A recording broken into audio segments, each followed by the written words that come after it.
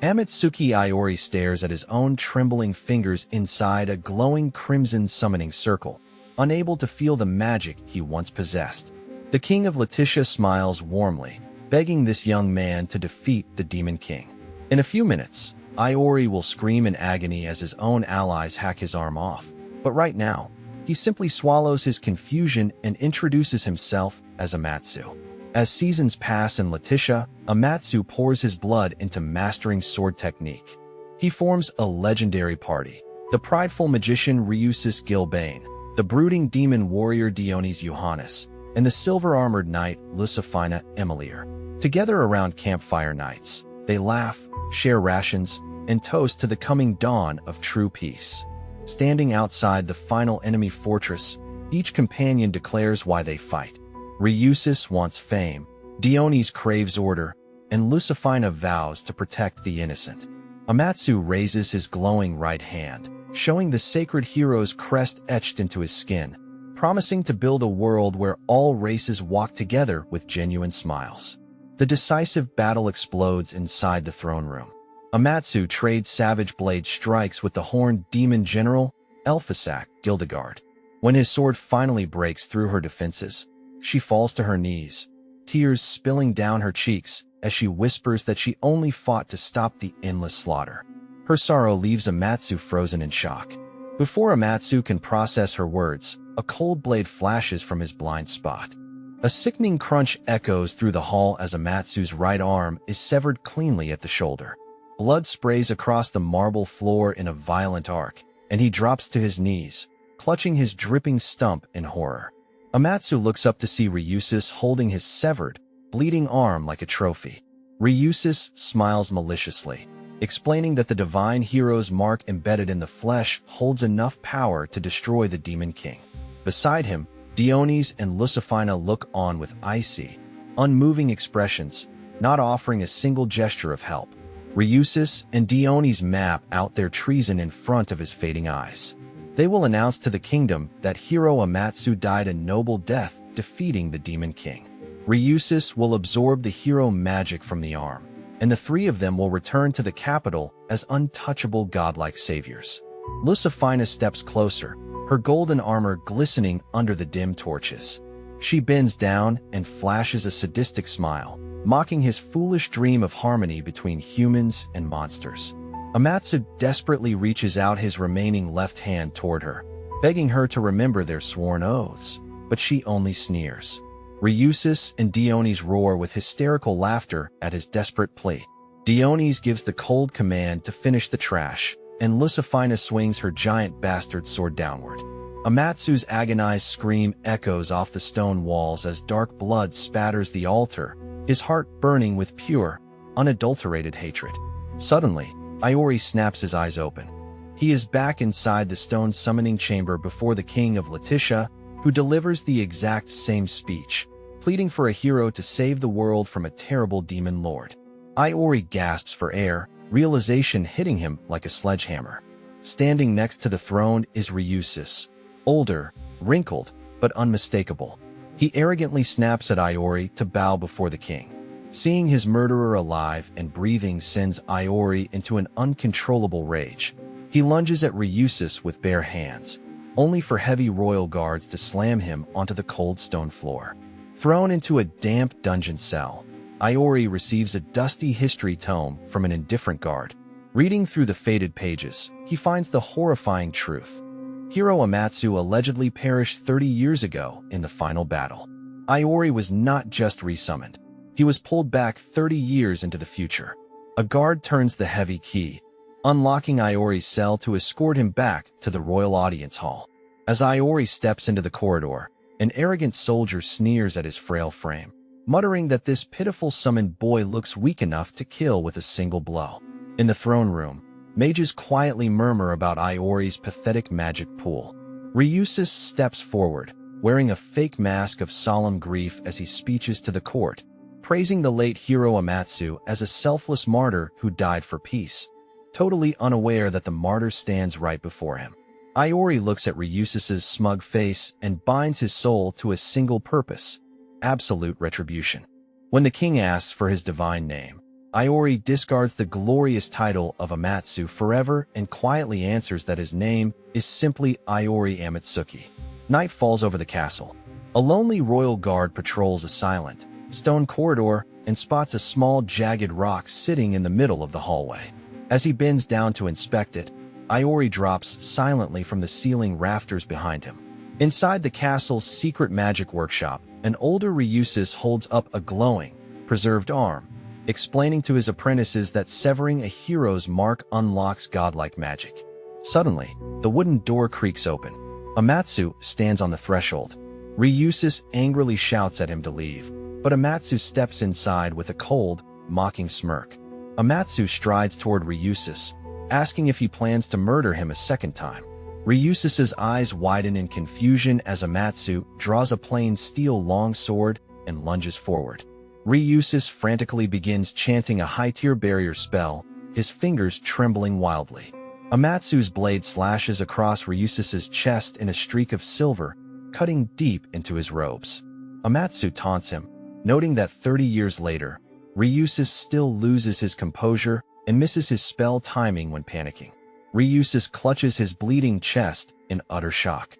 Amatsu leans in close and confirms his true identity, leaving Ryusis screaming in sheer terror. Ryusis relies on hidden enchantment rings to dull the pain, realizing the initial blow was shallow, and scrambles back to prepare another spell while his sanity unravels. Cornered against the wall, Ryusis drops to his knees and weeps bitterly, begging for mercy.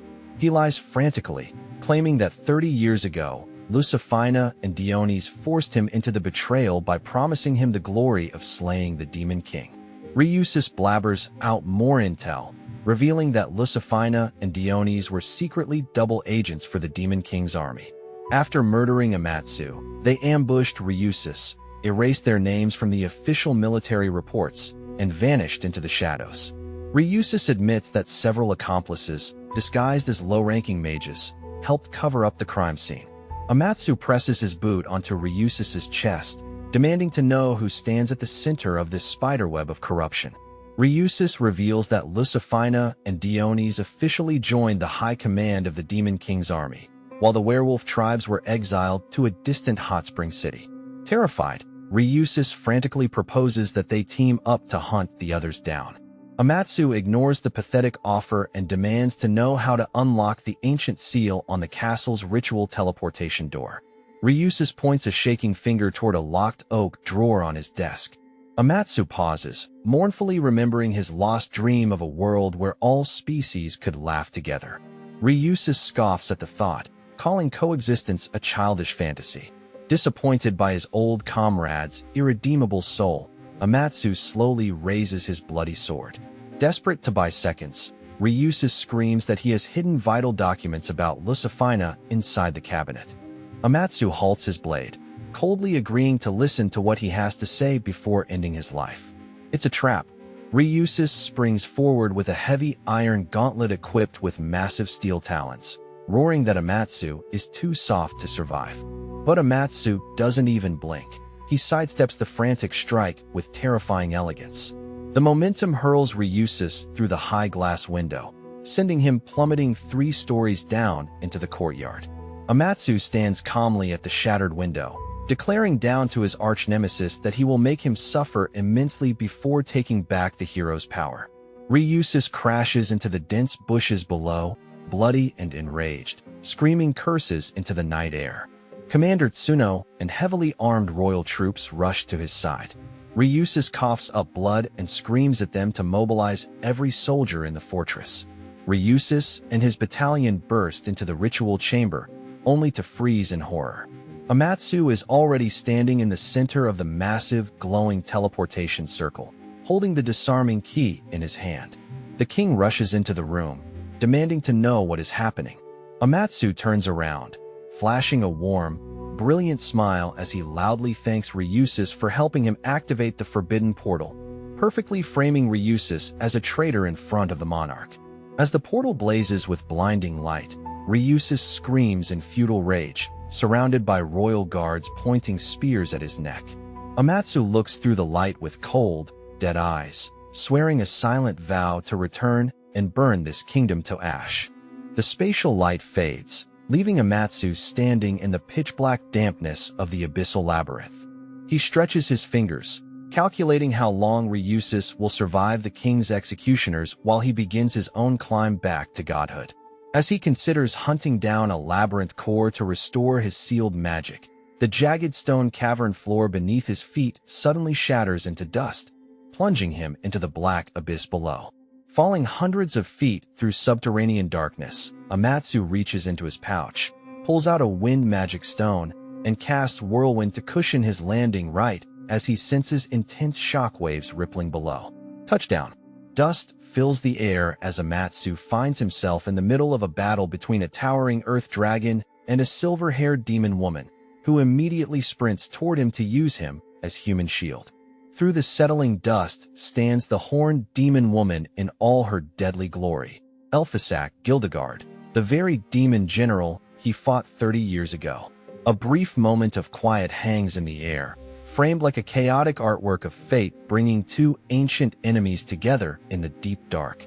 The earth dragon roars, its yellow eyes glaring at Elfiszak as it accuses her of stealing the sacred labyrinth core.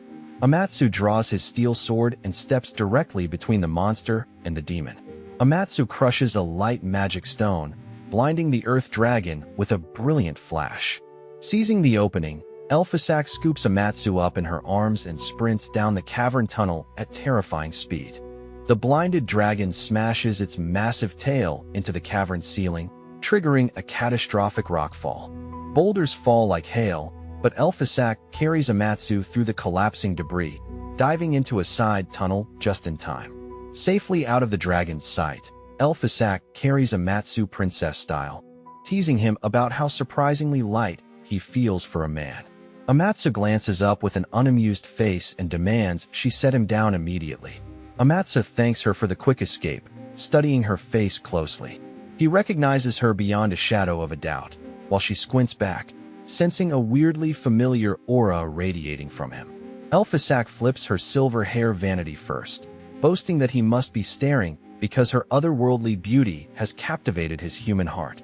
Amatsu bluntly shoots her down, asking who she really is. She introduces herself as Elphys, explaining with a pout that she was betrayed and cast out by the new demon army, leaving her stuck surviving in this monster-infested labyrinth. Amatsu introduces himself as Iori. When he mentions his search for magic cores, Elphys casually pulls a glowing purple crystal from her tunic, the labyrinth core itself. Without warning, a massive earth spider drops from the ceiling, its razor claws snapping toward Elphys. Iori reacts instantly, shattering a defense stone to deploy item magic, Stone Shield, deflecting the strike completely. Iori slices the spider in two and collects a ball of earth spider silk from the carcass. Impressed by his quick reflexes, Elphys offers him the labyrinth core crystal. She hands the glowing core to Iori. When he mentions using it to escape the dungeon, a sly grin spreads across her face as she realizes how useful this human could be. Elphys proposes an alliance so they can both reach the surface. Iori narrows his eyes, asking why a former general can't just blast her way out through the lower entrance. She argues that strength in numbers guarantees survival, begging him to hold off the dragon for her. Iori coldly reminds her that he doesn't trust strangers, especially demons. Elphys argues back that species shouldn't matter since he saved her life. Iori considers this in his head. She is useful for now, but if she steps out of line, he will cut her down without hesitation. Iori agrees to the temporary partnership. When Elphys teases him about falling in love with her stern personality, he utterly ignores her and walks down the dark tunnel path. They reach the cavern exit door, but before they can push it open, the roof bursts open. The earth dragon crashes down, blocking the moonlight and snarling that no one escapes alive. Sticking to their plan, Iori steps forward alone. He holds up the glowing labyrinth core, drawing the dragon's massive, slit-pupil eyes entirely away from Elphys. The dragon mocks the tiny human, introducing himself as Lishobar Guild, a superior familiar created by high demon magic, before raising his spiked tail to crush him. Iori hurls a volley of high-tier magic stones at the beast's head, but the elemental explosions bounce harmlessly off its thick, armadillo-like scales. His human magic pool is simply too weak right now. Recognizing that the dragon relies heavily on its tail for balance and heavy attacks, Iori bait drives the beast and tosses an enchanted stone toward the floor near its tail. The dragon falls for the bait, slamming its colossal tail downward to crush Iori into red paste, completely unaware that he planned for this exact movement. The thrown stone detonates, instantly expanding the dense earth spider silk Iori collected earlier. The sticky, unbreakable threads wrap tightly around the dragon's tail, pinning it to the stone cavern floor. With the giant beast immobilized, Iori charges forward with terrifying speed, driving his longsword deep into the exposed joint of the dragon's tail.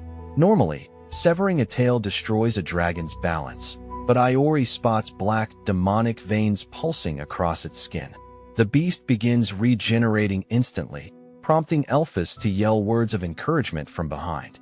With the dragon temporarily off balance and struggling against the spider's silk, Elphys leaps high into the air, her crimson eye blazing with terrifying magical power. Elphys unleashes her signature skill, Evil Eye, ASH Explosion. A colossal beam of dark energy incinerates half of the dragon's upper torso in a deafening blast. Iori is stunned by the raw destructive force of her Evil Eye. Elphys lands gracefully and casually mentions that she once blew up her own vanguard unit by accident, causing Iori to yell at her in sheer disbelief. The dragon's mutilated body begins repairing itself again through dark core magic. Iori realizes this dragon is a high-ranking familiar bound to General Verita. Its regeneration magic must have a limit. Elphys admits she has enough magic left for one final Evil Eye blast, but it requires 30 seconds to charge. The enraged dragon lunges at them with open jaws. As the monster closes in, a cold thought crosses Iori's mind. He could easily dodge through the newly created crater and abandon Elphys to die. He owes this demon nothing, but abandoning an ally would make him no better than Ryusis and Lucifina. Refusing to become the monsters who betrayed him, Iori grabs Elphys, stands his ground, and raises his sword to block. Iori tries to siphon power from a magic core fragment to form a shield, but the raw output isn't enough. Suddenly, his palm burns with heat. The faint, dormant hero's mark begins to glow. The dragon unleashes its ultimate attack, Tusk Break, driving two massive obsidian horns down to shatter their defense once and for all. Driven by pure rage and refusal to die in this dark hole, Iori reaches deep into his soul, forcibly breaking the seals on his own magic circuits through sheer, agonizing willpower. Iori roars and casts Demon Seal Dash. A towering, glowing barrier erupts from the stone floor, catching the dragon's colossal horns with a bone-shattering impact. The shockwave knocks Iori to his knees, his hands trembling violently. Elphys steps past him, her eye fully charged with glowing, destructive energy, locking her sight directly onto the dragon's exposed heart. She fires Evil Eye, ASH Explosion a second time. The dark beam tears through the dragon's chest, leaving it severely wounded, yet the persistent beast still crawls forward to kill them. With Elphys out of magic, Iori tells her to channel every remaining drop of her mana into his sword blade. She places her hands on his shoulders, transferring her dark magic into the steel. The dragon laughs, declaring that a pathetic human sword cannot cut through dragon bone. Iori leaps forward, plunging the longsword deep into the dragon's chest cavity, revealing that the blade is designed to store and detonate magic inside the target. The sword explodes from within the dragon's body, annihilating the monster into thousands of scattering ash fragments. As the dust settles, Iori loses all strength in his legs and collapses backward into Elphys's arms. In the quiet aftermath of the battle, Elphys gently cradles him. She looks down into his exhausted eyes and asks him point-blank if his true identity is Hero Amatsu. Elphys complains that her legs are going numb from him using her lap as a pillow. She explains that she recognized his unique magic frequency and shield style from 30 years ago. Iori quietly tells her that Amatsu is dead. She should call him Iori now. Iori explains that he abandoned the name Amatsu and intends to raid labyrinth cores across all kingdoms to rebuild his original power. Elphys grins and tells him he can call her Elphys from now on. Elphys tries to bargain her way into joining his journey, offering her vast knowledge in exchange for 3 meals a day. Iori repeatedly flatly rejects her, despite her dramatically whining about being the legendary Demon Lord. Elphys spots the glistening core crystal of the Earth Dragon lodged high on the cavern wall. She scrambles up, grabs it, and refuses to come down unless Iori lets her travel with him. Iori agrees to hear her conditions, but Elphys hilariously looks down, realizes how high up she climbed, and sheepishly asks him to carry her down because she's afraid of heights. Once grounded, Elphys reveals a dark secret. Her original body and magic power were split into 5 sealed parts across 5 national labyrinths. She momentarily dispels her physical form, leaving her floating head talking to a startled Iori. Elphys explains how the current Demon Lord, Ortygia, launched a coup against her because she wanted to forge peace with humans. Ortygia took her closest companion hostage, forcing Elphys to fight hero Amatsu 30 years ago. Tears of rage fill Elphys's eyes as she recalls how Amatsu's party dragged her beaten body before Ortygia. Ortygia laughed in her face, revealing her hostage friend was killed long ago, using her as a pawn the entire time. After calming her boiling dark aura, Elphys reveals that it was the Silver Knight Lucifina who personally carved her body into 5 pieces. Iori looks at her closely, asking if she wants revenge on Ortygia. Suddenly, a shadow steps out from the entrance tunnel. Reyes, a high-ranking military mage, appears with an army of royal guards, laughing hysterically at the sight of Iori standing beside a demon. Reyes puts on a fake heroic stance, offering Iori a chance to prove his allegiance to the king by slaughtering Elphys. But under his breath, Reyes whispers that he just needs Iori to say no so he can legally execute him. Iori coldly refuses to touch her. Reyes laughs maniacally, confessing that his tragic backstory about having a sick younger sister to protect, the story Amatsu believed 30 years ago, was a total lie. Elphys steps forward, glaring at Reyes and telling him to shut his filthy mouth, feeling deep sympathy for Iori for suffering betrayal from both humans and demons alike. Reyes snaps his fingers, ordering his soldiers to slaughter the traitors. Iori asks Elphys if she can still move, making one specific request: leave Reyes, the bastard standing in the middle, entirely to him. Elphys extends her razor-sharp claws in agreement. Reyes shouts at his heavy infantry to crush a wounded demon and a worthless hero. Elphys flashes forward like silver lightning as Iori draws his blade, his eyes burning with lethal intent. Iori moves through the heavily armored soldiers like a phantom. Steel cuts through flesh and armor alike. 3 royal guards fall before they can even draw their swords, blood painting the cavern walls. Elphys unleashes her brutal physical power, diving into the rear lines of enemy mages. Her claws tear through flesh and bone, severing limbs and leaving a path of carnage in seconds. The lead mage drops his staff, gasping in utter horror as his entire elite squad is wiped out in under 30 seconds. Iori stands over him, coldly pointing out that bringing squishy mages into close quarters was an amateur mistake. The terrified mage grovels on the floor, weeping and screaming that he surrenders, while secretly sliding a hidden poison stiletto out from his sleeve.